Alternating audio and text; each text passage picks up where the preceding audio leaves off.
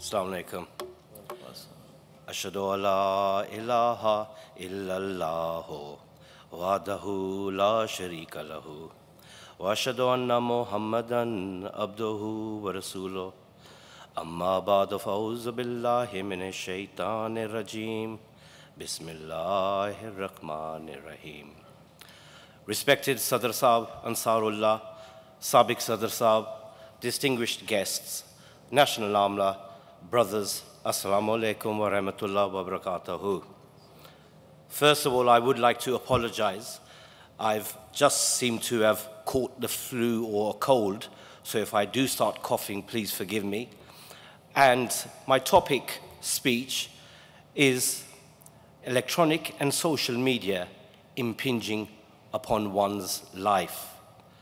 The first thing I did when I thought about this was I had to refer to a dictionary and look up the word impinging, because while it shows a negative connotation, it could also look at something else. To find out if something is negative, you should consider everything about it. So hence, inshallah, I will try to go through a few different aspects of technology and social media. And I think it's fair to say it's quite logical. The first thing we should ask is, why is there speech at National Ijtema on technology and whether it's having a negative effect?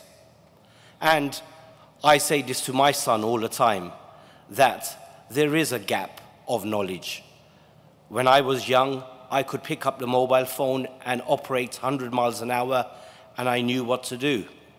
Now that I'm a bit older, it does take longer, and it does slow you down. So there's definitely a gap of knowledge that we, Ansar, need to make sure we can fulfill at all times. I also think when considering different aspects, you should always look at the benefits. You can't say something is harmful if you don't look at their benefits. And we all know the benefits of technology, the social media, the research. When I was young and I had to find something out, I would have to walk to the library, go and open an encyclopedia, ask somebody who might know. Now I can go to Google and search it. I sometimes wonder what life was before Google. It seems very strange, but now everything is about Google. If you need to find anything out, any communication with people, WhatsApp, Telegram, all the social media that exist, do provide a platform that can be used for good things. And we know in education how technology is being used and how it's benefiting people. We can also see organizations like Majlis Ansarullah coming out with apps to teach the Quran, to teach Salat, to teach different aspects of learning, how beneficial that can be. We see Khudamul Amdiya, different organizations coming out with websites that do benefit others and the wider world. We also can recall how Hazur, Ayatollah bin Nasr Aziz, has time and time again told us about the Tabligh and the potential that we can actually achieve by using technology. Now, going to the risks of using the internet, social media, technologies, there are many. But before I go through the logical ones, I remember when I was young, and Khalifa Rabi, Rahimahullah Ta'ala, used to tell the community, do not use the internet a lot. When I was young, I used to think, why not? The whole world is using it. Why can't we? But as Muslims, as Ahmadi Muslims, you accept. And now that I'm a teacher, and now that I teach in secondary school, I see the benefits our community has gained by that advice 15, 20 years ago, by the Khalifa of the time. I get horrified when I see the general public using technology with no boundaries, with no borders, doing whatever they want to do, whereas in our community, there is that consequence and making sure you don't use technology that isn't good. We know about how people lie over the internet. We know about viruses. We know about how pedophiles exist on the internet. Day to day in school, I have to deal with cases of people exhibiting inappropriate behavior on the internet. Day to day, I have to pick up students at the age of 10, 11, and they do not know how to use the internet. Yet, 15 years ago, when Khalifa Rabi Rahimahullah Ta'ala told us, do not expose yourself to the internet, and I was a young boy, I used to say, why? And now I know, 15 years on.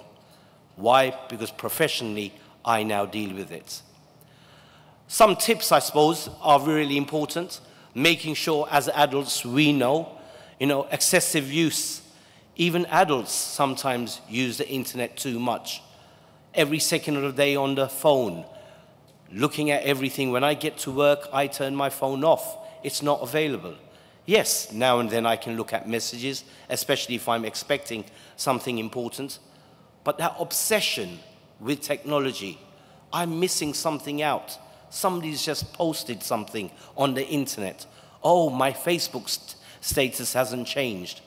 Obsession, which I think, by Allah's grace, the community has been safeguarded from. Advice, I suppose, to parents would be, you need to note what children are doing online. Time and time again, people don't know what their children are doing. People don't know what husbands are doing, or even wives are doing. I've had cases in school whereby mother is downstairs, father is in his study, children are upstairs, and they're communicating through WhatsApp. We might laugh, but it happens. And it's unfortunate. And it's something us Ahmadis have to promote and make sure we tell people this isn't the right way. We need to talk to children.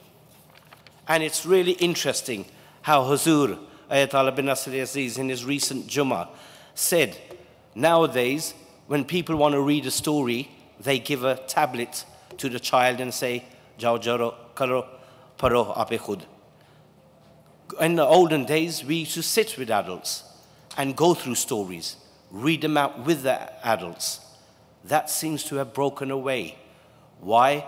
Because technology makes us brave, makes us think this is the answer to everything, when it isn't. Parental skills are there. Parental skills never change from day one. When I was young, I had to go for a bicycle ride. I used to say to my mother, can I go out? My mother used to say, who are you going with? How long will you be? Who's your friend? Where will you go? Nowadays, parents get scared because it's online. They think different rules apply. No, they don't. Who are you online with? How long are you going to be online? Where are you surfing? Just stick an E in front of the tarbiyat aspects, and that's electronic. So, while parental skills are there from day one, we have to remember they don't change, just with the use of technology. We have to make sure we empower children, empower each other, make sure we do use technology for the wisest use. So, just to end and make sure you all know what my answer is to the question, because it was a question, is the internet, social media, impinging on one's life? I would say very simply, my answer would be, it all depends. It depends how you have raised that child, how you've raised yourself, how you have been brought up. If you follow the advice of the Jamaat, if you follow the advice of our Khulafa, and you follow the traditions of Prophet Muhammad sallallahu alaihi wasallam, we can't go wrong. I heard Maulana Wasim Ahmad Fazl Sahib earlier on talking about how to behave with children. And while I was sitting down, I was saying, why is this different to technology? It isn't. You can use the same rules, same standards. Just because it's technology, you don't change. I would like to end by saying, I think role modeling is very important. Sometimes even in adults, I see it all the time. They're addicted to the phone, walking around with a phone like it's their best friend. Without the phone, you can't use anything else. Of course, it's very important. Of course, communication spreads with technology. Of course, social media, there are a large majority of people who are using social media. And we need to attract them to Ahmadiyyat from social media. But we should never use it so it impinges our lives. That was the title. How does technology, social media impinge our lives? It will only if you let it. Jazakallah for listening, and please remember the Majlis in your prayers. Assalamu alaikum wa rahmatullahi wa barakatuh.